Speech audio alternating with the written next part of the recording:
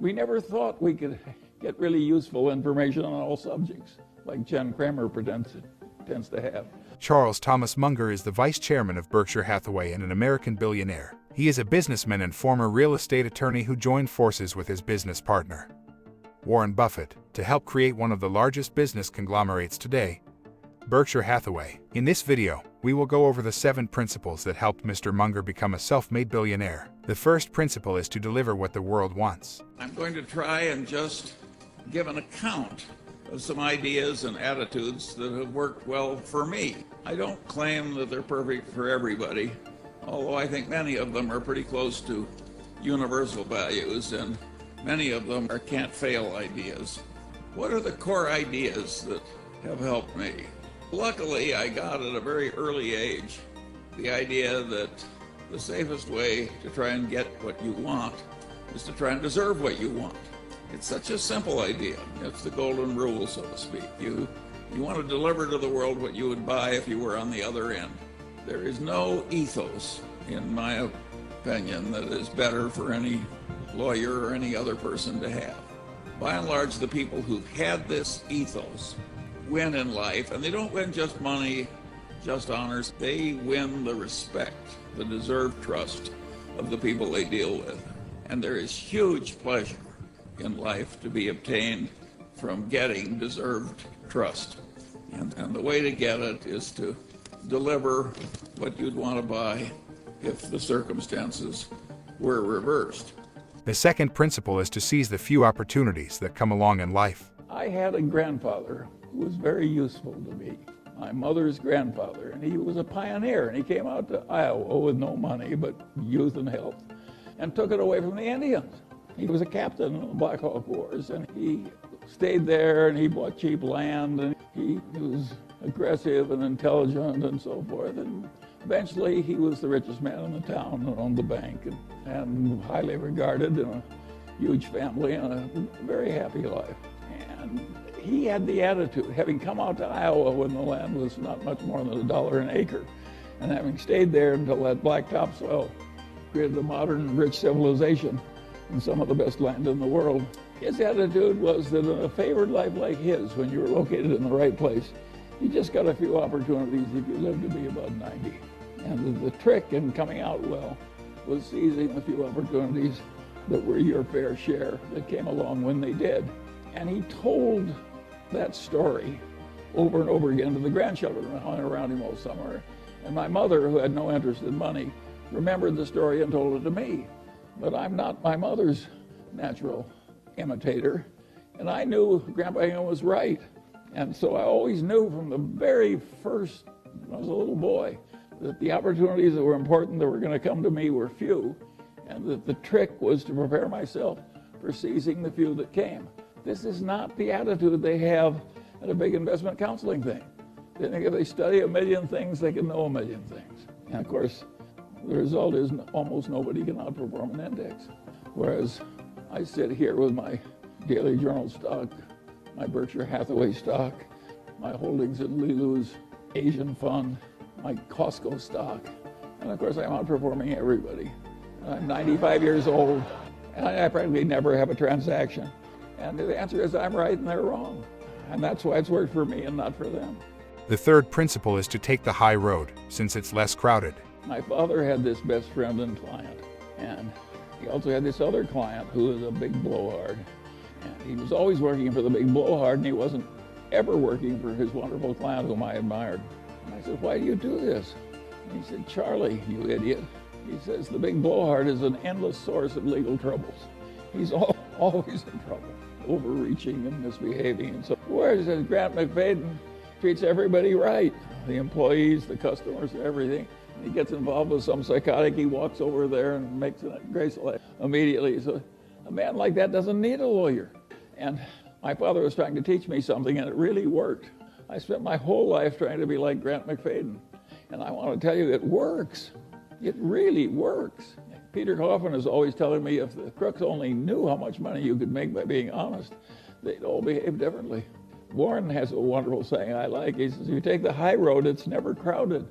The fourth principle is to be patient and rational when you can be. Look at the people in my generation who were The nerds who were patient and rational eventually did well, who lived within their income and worked at being sensible, and when they saw an opportunity, grabbed it pretty fiercely and so forth. And I think that'll work for the new nerds of the world. The fifth principle is to avoid snake oil salesmen or people that try to promise too much with the comparable work. And then there are people on the TV, another wonderful place, and they say, I have this book that will teach you how to make 300% a year.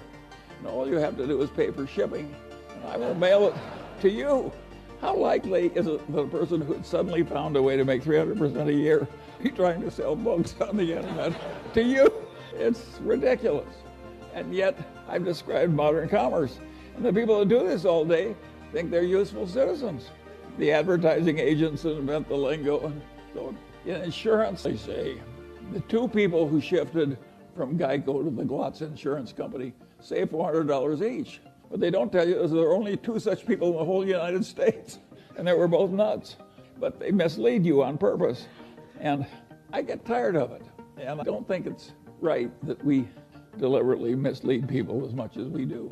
The sixth principle is to keep things simple. Complexity rarely works for long periods of time. In the investment world, an enormous amount of high IQ people trying to be more skillful than normal. You can hardly imagine another activity that gets so much attention. And weird things have happened. And years ago, one of our local investment counseling shops, a very big one, they were looking for a way to get an advantage over other investment counseling shops. And they reasoned as follows. We've got all these brilliant young people from Wharton and Harvard and so forth, and they work so hard trying to understand business and market trends and everything else. And if we just asked each one of our most brilliant men for their single best idea, then created a formula with this collection of best ideas, we would outperform averages by a big amount. And that seemed plausible to them because they were ill-educated. That's what happens when you go to Harvard and Wharton. And so they tried it out, and of course it failed utterly.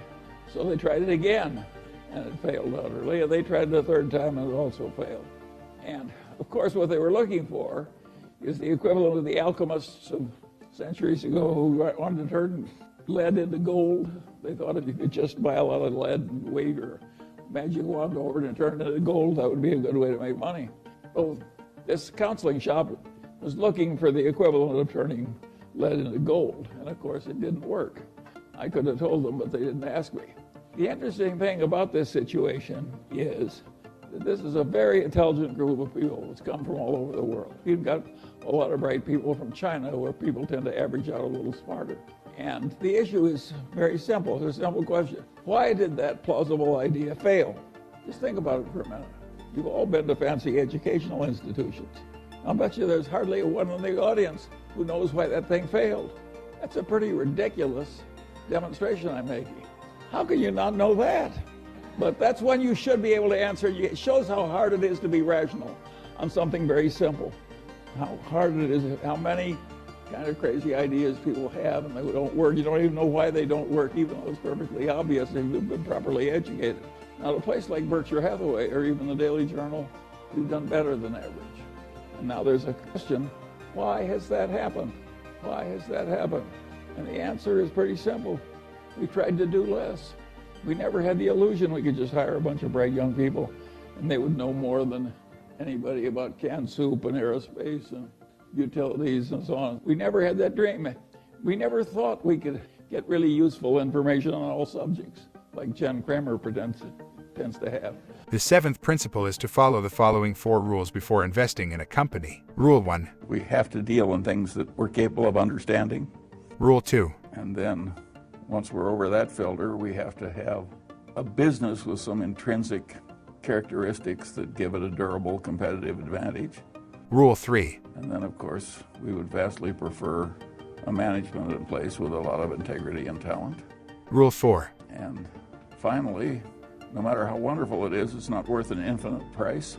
So we have to have a price that makes sense and gives a margin of safety considering the natural vicissitudes of life. That's a very simple set of ideas. And the reason that our ideas have not spread faster is they're too simple. The professional classes can't justify their existence if that's all they have to say? It's all so obvious and so simple. What would they have to do with the rest of the semester? If you found value in this video, please like the video and let us know what other topics we should make a video about next.